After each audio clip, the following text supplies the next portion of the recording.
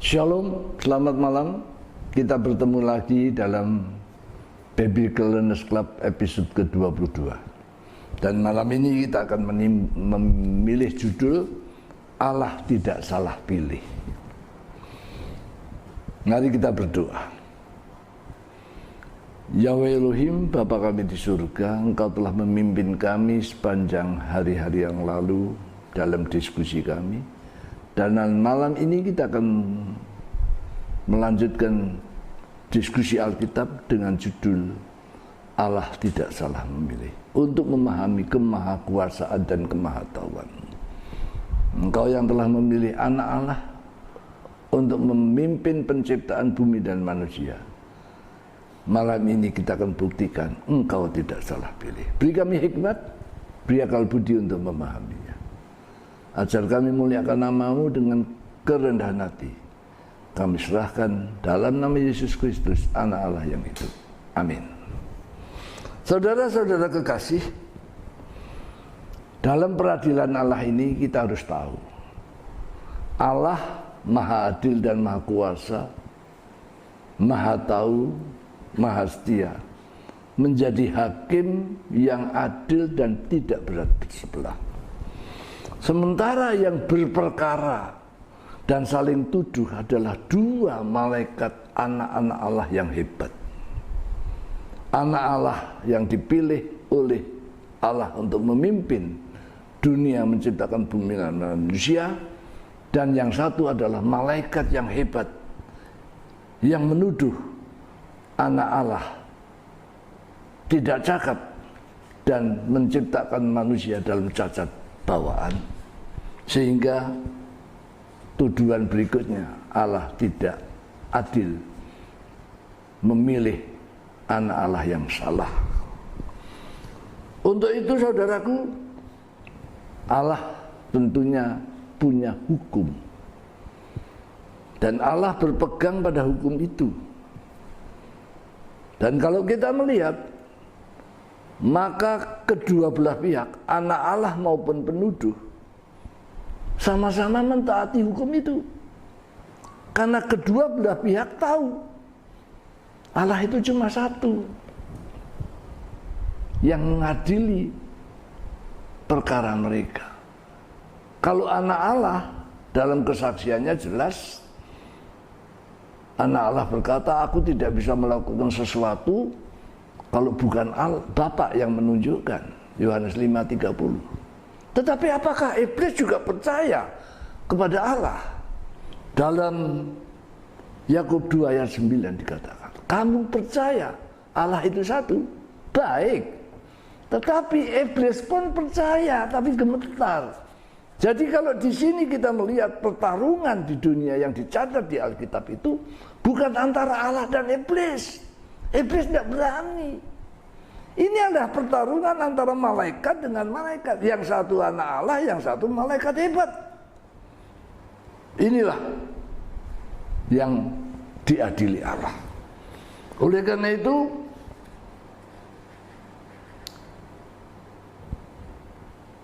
Allah harus adil sehingga peradilannya itu benar-benar Allah. Ada upaya untuk di luar persidangan. Penuduh atau iblis itu menawarkan pada Yesus, sudahlah kamu tidak usah saliban, menyembah aja aku sekatu kali. Dunia ini aku berikan kepadamu, kan kamu mau membebaskan dunia. Ini usaha di luar pengadilan.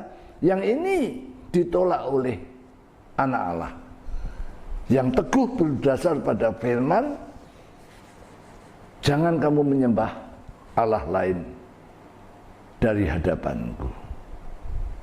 Disinilah ujian itu dipertaruhkan.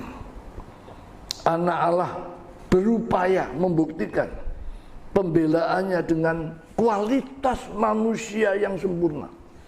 Benih perempuan yang meremukkan kepala ular. Benih perempuan yang harus menderita karena egoisme dan pemberontakan manusia. Jadi kalau kita melihat di sini, strategi yang dijalankan oleh anak Allah adalah membuktikan dengan kualitas, bukan kuantitas. Sementara penuduh itu akan membanjiri dunia dengan kuantitas, di mana semua manusia itu cacat bawaan, egois dan jahat. Dalam pertarungan inilah kita bisa merasakan beratnya perjuangan anak Allah. Sehingga di dalam salah satu pertanyaannya adalah, adakah iman di bumi kalau anak manusia itu datang kedua kali? Ini bukan pertanyaan guyon, ini bukan pertanyaan candaan, tapi ini suatu pertanyaan yang betul-betul keluar dari hati anak Allah. Ada enggak orang percaya pada hari akhir? Sementara itu penuduh dengan canggihnya menanamkan, enggak mungkin manusia jujur.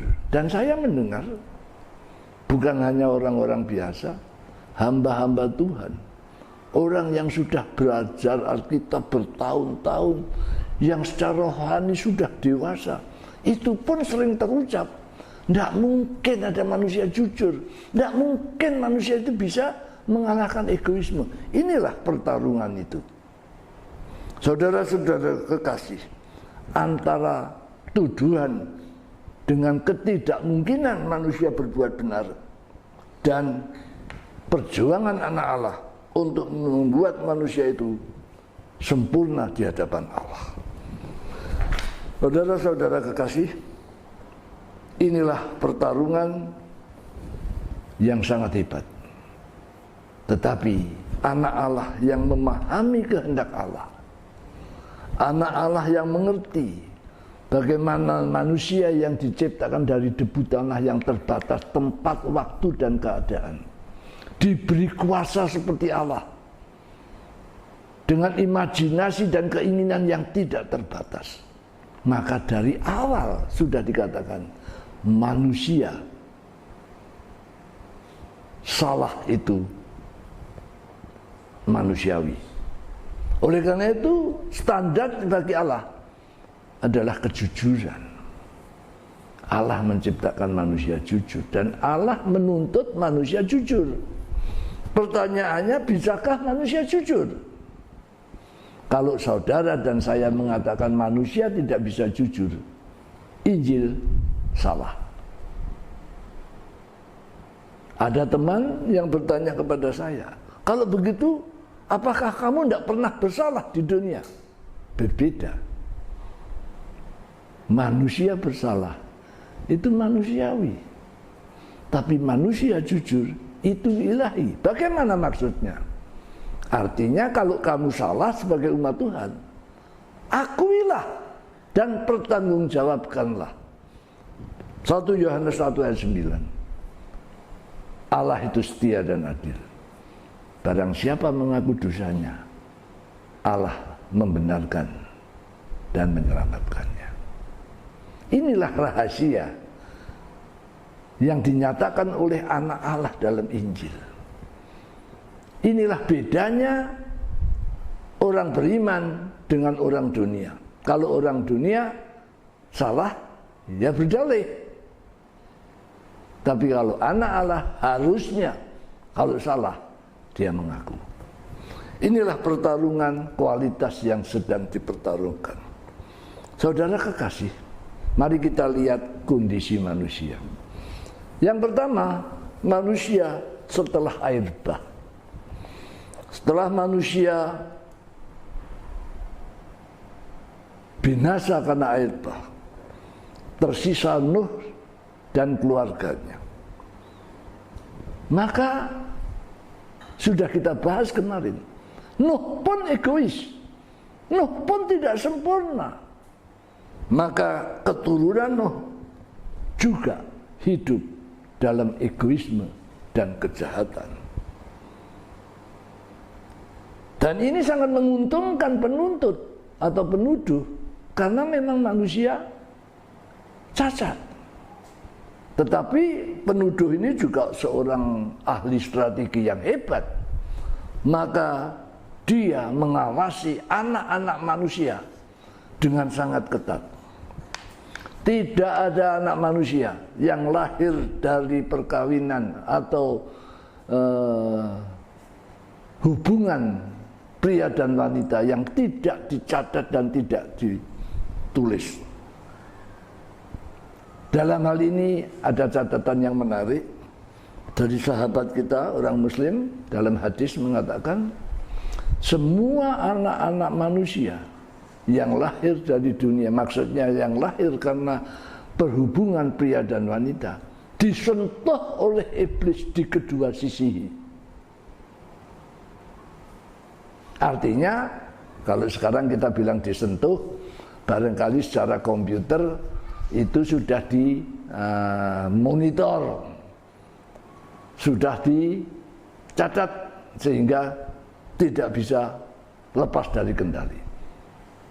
Kecuali Yesus Kristus. Yesus Kristus yang lahir dengan cara istimewa, yang tidak sempat disentuh oleh iblis.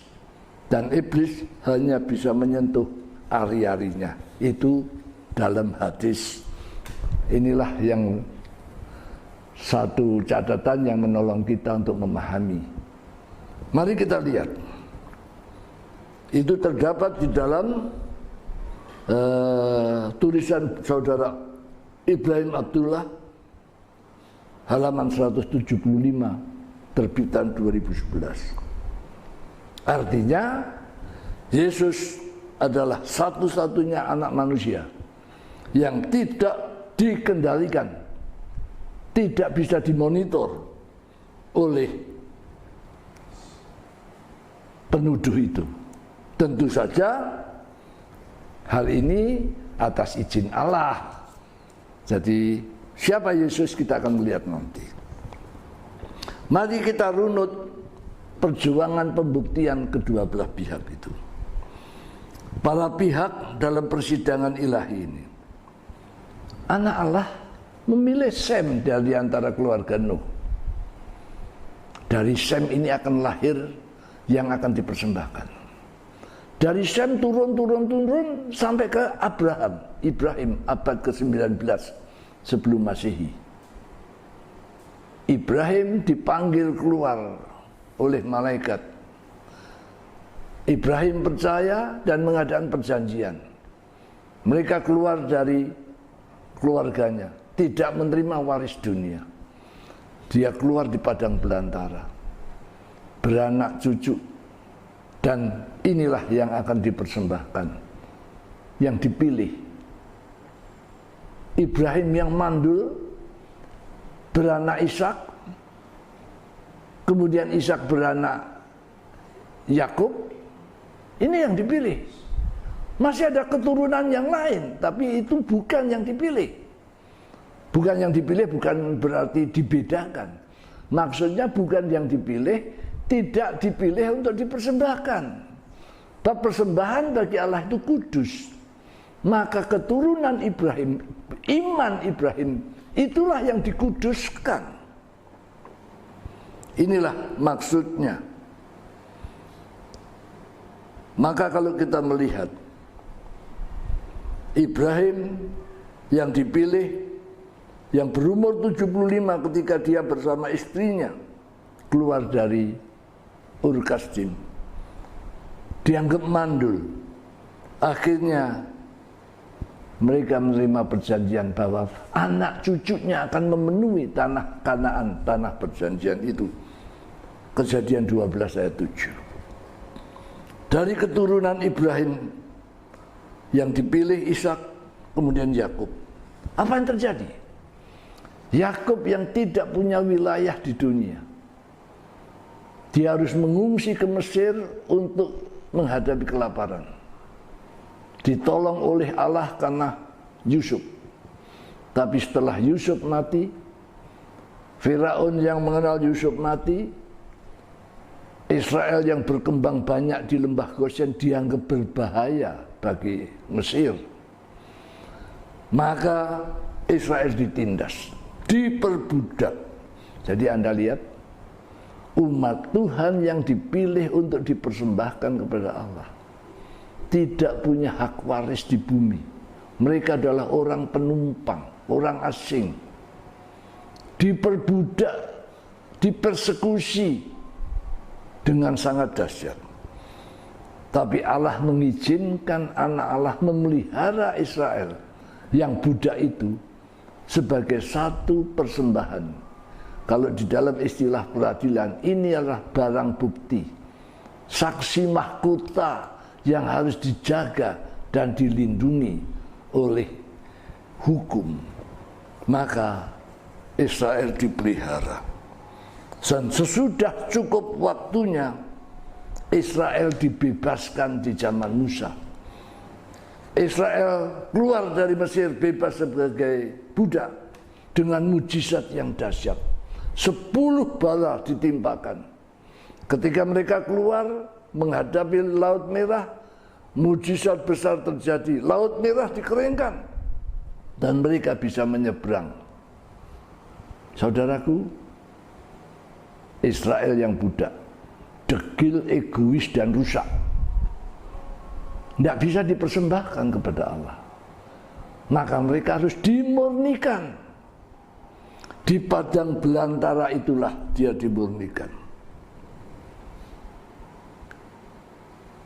Seperti di laboratorium pertanian, benih yang mau dimurnikan itu harus steril dari pengaruh luar.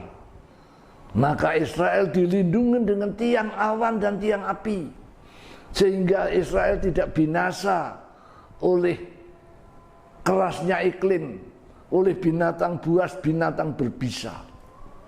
Israel dipelihara dengan sangat ketat. Cukup? Tidak. Benih yang akan dimurnikan itu harus diberi nutrisi sesuai dengan rencana yang akan ditumbuhkan. Maka benih Ibrahim yang ada pada turunan Israel itu yang keluar dari Mesir diberi makan mana surga, makanan yang tidak sama dengan di dunia, makanan yang berisi tentang pemahaman supaya iman Ibrahim itu tumbuh, mengenal Allah dengan benar dan percaya kepada Allah dengan ketaatan, supaya Israel itu percaya pada janji Allah dan mengalahkan egoisme yang merusak manusia. Ini. Dan apa saudara lihat? Israel dibersihkan tidak tanggung-tanggung 40 tahun saudara. Kita bisa baca di Alkitab. Kalau kita melihat Israel dibersihkan telah 40 tahun, apa yang terjadi? Maka semua orang Israel yang keluar dari Mesir yang berumur 20 tahun ke atas, yang dewasa, mati. Bahkan Musa, Harun mati. Karena mereka tidak memenuhi syarat. Tetapi Yosua dan Kaleb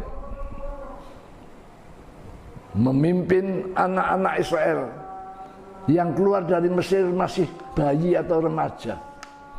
Juga anak-anak Israel yang lahir di padang belantara selama 40 tahun. Mereka inilah Israel baru. Israel merdeka, bukan Israel budak. Israel yang bebas dari perbudakan dan tradisi Mesir duniawi. Mereka mengenal Allah dan belajar taat. Mereka inilah yang dibawa masuk ke tanah Kanaan, tanah perjanjian. Untuk apa? Tanah perjanjian ini adalah tanah persemaian. Kalau saudara mengerti ilmu pertanian, setelah pembenihan, maka ditanam di tanah persemaian. Supaya apa? Supaya akarnya kuat, supaya batangnya kuat. Nanti kalau sudah cukup umur, sudah mendekati masa harus mulai proses pembuahan, dipindahkan ke ladang-ladang. Maka Israel dipelihara dengan cara khusus. Di tanah persemaian itu, Israel menghadapi hama, menghadapi wereng, menghadapi segala angin ribut, menghadapi serangan bencana secara manusia. Israel tanpa kuasa dunia diserang, dijarah, ditindas oleh bangsa-bangsa yang besar di sekitarnya. Tapi mereka dipelihara. Allah mengirimkan hakim-hakim dan nabi-nabi untuk memelihara dia. Apa fungsinya? Kalau ada bahaya yang besar yang membahayakan hidup Israel, muncullah hakim yang menolong mereka, mengalahkan musuhnya, kemudian membebaskan Israel. Simpson, Gideon, dan sebagainya muncul untuk melindungi Israel. Berat hidup seperti ini. Berat hidup tanpa kuasa dunia sebagai orang asing, sekalipun dilindungi Allah. Demikian juga Israel. Israel yang masih egois, tidak tahan, maka mereka berontak di zaman Samuel. Mereka memberontak dan minta raja. Supaya apa? Supaya mereka juga boleh melawan itu, berjuang sendiri dengan cara manusia, seperti bangsa-bangsa lain. Allah tidak boleh menolak tuduhan ini. Tuntutan ini supaya adil, maka Israel diizinkan memilih raja. Israel memilih Saul yang ganteng, tinggi, besar, dan pintar. Tapi terbukti Saul gagal untuk setia, rendah hati, dan jujur. Allah menggantinya dengan Daud. Apakah Daud lebih baik? Sebenarnya tidak. Daud manusia biasa. Daud orang berdosa. Tetapi dalam hati Daud ada unsur manusia yang baik. Dia jujur, dia setia, dia adil, dia rendah hati, dan dia taat pada peraturan. Jadi Daud dipilih karena sifatnya yang baik secara manusia. Maka Daud diberi kuasa untuk mengalahkan Goliat, raksasa dunia yang Israel takut semua. Daud mengalahkan Goliat, menjadi menantu raja, dan akhirnya menjadi raja. Daud ingin membangun Ka'bah, tetapi Allah tidak mengizinkan. Kenapa? Daud orang berdosa. Daud hanya boleh mempersiapkan kebutuhan pembangunan Ka'bah, tidak lebih. Anaknya Salomo lah yang diizinkan. Dengan apa yang disediakan Daud, dengan hikmat Allah, dengan kedamaian yang diberikan Allah, dilindungi sehingga bangsa-bangsa sekitarnya masih takut sama kerajaan Daud. Salomo membangun Ka'bah berlapis emas. Salomo memperkenalkan dan memasyurkan nama Allah, menunjukkan cara hidup Taurat dan syahadah, sehingga dunia kagum, dunia menghormati, dunia memberi upeti. Salomo dimuliakan di dunia karena Allah. Memang Salomo pun tidak sempurna, karena dimuliakan, bahkan diberi persembahan, termasuk upeti. Kalau zaman dulu, upeti itu bukan cuma emas dan perak, tapi putri-putri tercantik. Maka Salomo pun menikmati persembahan itu. Dan Salomo hampir jatuh. Untung dalam hari tuanya Salomo insaf. Akhirnya di akhir Salomo, benih itu sudah kuat, akarnya sudah kuat, batangnya sudah kuat, sudah saatnya dipindahkan ke ladang yang sebenarnya. Supaya apa? Supaya berbuah. Sebab inilah yang ditunggu, benih perempuan itu harus berbuah, benih Ibrahim itu harus berbuah. Maka dibiarkannya seperti di pertanian. Kalau sudah saatnya dipindahkan ke ladang-ladang, Israel pecah karena egoismenya. Setelah Salomo, 10 suku di utara mendirikan kerajaan Samaria, di selatan 2 suku mendirikan kerajaan Yehuda. Dan ketika mereka bertambah egoisnya, bertambah kejahatannya, maka mereka diserahkan kepada dunia. 10 suku dihancurkan oleh Asyur tahun 700 tahun sebelum Masehi. 2 suku dihancurkan oleh Babylon 600 tahun sebelum Masehi. Maka sisa Yehuda yang tertinggal di tanah Kanaan itu, tanpa kuasa dunia, tanpa perlindungan, tanpa kemuliaan dunia, mereka menghadapi penderitaan, tertindas, tetapi iman mereka tumbuh, iman mereka kuat. Sisa Yehuda, bukan seluruh Israel, sisa Yehuda. Dan dari sisa Yehuda itulah monoteisme Yahudi mengalahkan mitologi Yunani. Radikal monoteisme Yahudi mengalahkan dewa-dewa Yunani menjadi hukum alam, sehingga dunia harus mengakui Tuhan itu satu. Saudaraku, ketika Yehuda sudah matang, ketika Yehuda sudah semakin mantap akarnya, muncullah saat yang ditunggu. Lahirlah Yesus Kristus. Siapakah Yesus Kristus? Yesus Kristus adalah Mesias yang dijanjikan kepada Adam. Sebenarnya Yesus Kristus adalah malaikat perjanjian yang menuntun Israel selama di belantara, yang diizinkan Allah turun ke dunia. Maleakhi 3 ayat 1. Kenapa? Allah tidak adil? Bukan. Allah melihat bahwa manusia tidak ada yang tahan terhadap tekanan dan godaan, siasat dan tipuan iblis. Maka Allah mengizinkan anak Allah memimpin sisa Yehuda yang kecil untuk dimurnikan supaya mereka tidak dibebani lebih dari kemampuannya. Adil Allah. Yesus lahir untuk Yehuda yang sisa itu, untuk memimpin Yehuda yang sudah mengenal Allah, untuk taat sempurna kepada Taurat Allah. Inilah iman. Inilah emas yang melambangkan iman. Dan untuk percaya pada janji Allah dengan hidup jujur, setia, adil, rendah hati, mengalahkan egoisme, supaya Yehuda menjadi berkat. Benar kata-kata Yesus, dari Yehuda keselamatan datang kepada dunia. Inilah maksudnya. Tetapi sayang, Yehuda tidak tahan menderita.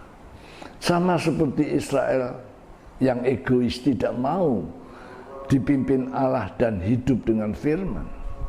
Demikian juga Yehuda menolak Yesus karena dia mengharapkan Mesias yang datang adalah keturunan Daud atau raja besar yang memulihkan kemuliaan dunia bagi Israel. Sampai hari ini keturunan Yahudi masih menunggu Mesias yang akan memulihkan kemuliaan kerajaan Daud di dunia ini. Yesus disalibkan. Saudaraku, kalau di Adam jatuh langit gempar, bagaimana anak Allah bisa menciptakan Adam yang jatuh? Sekarang anak Allah mati di dunia ini, langit pun gempar. Bagaimana malaikat bisa mati di tangan manusia? Apa memang cacat? Karena di dalam hukum surga, orang mati hanya diizinkan oleh Allah kalau dia berdosa. Maka Allah menjawab kegemparan itu dengan membentuk majelis. Sidang majelis untuk memeriksa Yesus Kristus dan apa yang terjadi. Sidang berlangsung ketat. Yesus dinyatakan tidak bersalah, tidak berdosa dan tidak berdosa. 1 Petrus 2 ayat 22. Maka majelis mengusulkan Yesus harus dibebaskan, diberi kesempatan untuk membela diri. Adil. Sebaliknya iblis yang membiarkan orang benar mati harus dihukum.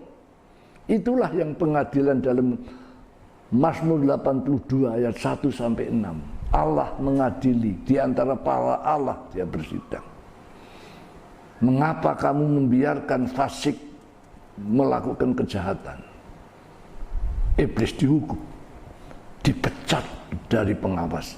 Jadi kalau pengawas yang pertama lahir atau ditunjuk Allah karena manusia jatuh, karena tuduhan anak Allah cacat bawaan, maka dalam sidang yang Allah pimpin kedua, iblis dipecat karena dia terbukti tidak adil, dan Allah membangkitkan Yesus pada hari ketiga, duduk di sebelah kanan Allah, dipulihkan kuasanya sebagai Tuhan dan Kristus. Filipi 2 ayat 11. Semua lidah mengaku, semua lutut bertelut. Diberi kuasa di langit dan di bumi. Untuk apa? Menyelesaikan perkara berikutnya, yaitu apakah manusia cacat bawaan atau tidak. Saudaraku, inilah satu pertempuran yang luar biasa. Inilah satu hal yang kita bisa pelajari, dan kita melihat kemenangan Kristus hanya satu. Yesus setia dan sepenuhnya berdasar kepada firman Allah, taat pada undang-undang. Di dalam peradilan dunia, pihak yang menang, dia harus bertahan pada undang-undang dan hukum yang berlaku. Jangan melenceng, jangan menafsirkan sendiri. Inilah satu hal yang terjadi, dan dengan kematian Yesus, maka dikatakan Ibrani 2 ayat 14-15, memusnahkan iblis. Artinya iblis sudah tidak ada lagi. Di surga penuduh sudah tidak ada lagi. Di dunia iblis sudah tidak berkuasa lagi. Tapi pengaruhnya masih besar. Inilah mantan-mantan orang besar dengan kekayaannya mempengaruhi masyarakat seperti yang kita lihat di dunia ini. Inilah yang terjadi, saudaraku. Apa yang terjadi? Maka surga damai. Karena iblis sudah tidak ada. Di surga tidak ada pertanyaan meragukan pilihan Allah. Bersukacitalah hai surga, karena telah diusir iblis dari surga. Tapi wahai bagi bumi, Wahyu 12 ayat 7-9. Karena dia akan turun ke dunia dengan marahnya yang besar untuk pertempuran terakhir. Akhirnya saudaraku, mari kita lihat makna kematian Yesus dan akibatnya. Yesus yang diserahkan oleh pemuka Yahudi kepada dunia, orang Romawi, dengan tujuan mau memberontak jadi raja. Yesus berkata, aku datang untuk itu. Dia tidak membela diri. Aku datang untuk itu. Untuk menyampaikan pada orang-orang supaya mereka percaya kepada kebenaran dan diselamatkan. Apakah kebenaran itu? Yesus berkata, kebenaran adalah bahwa kerajaan Allah akan turun ke dunia. Kebenaran adalah bahwa Allah itu ada dan benar ada. Saudara-saudara kekasih, Pada saat kematian Yesus Kristus itulah Alkitab mencatat tirai Ka'bah terbelah. Artinya sekat maha suci dan sekat ruang suci sudah tidak ada. Surga dan dunia sudah terhubung kembali. Yesus menjadi pendamai. Saudara-saudara kekasih, saudara dan saya diberi kesempatan untuk berdamai dengan surga. Saudara dan saya sudah dibebaskan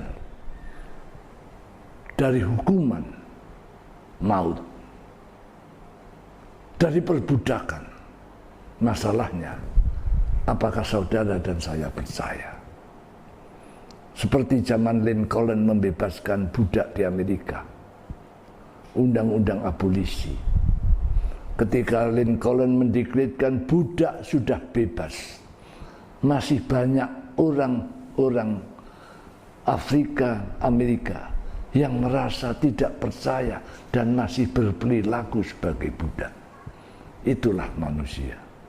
Saudara dan saya sudah dibebaskan. Apakah saudara percaya dan mau berperilaku sebagai orang merdeka, sebagai saudara Yesus, sebagai umat-umat Allah yang menang? Kita bertemu episode berikutnya. Tuhan memberkati kita.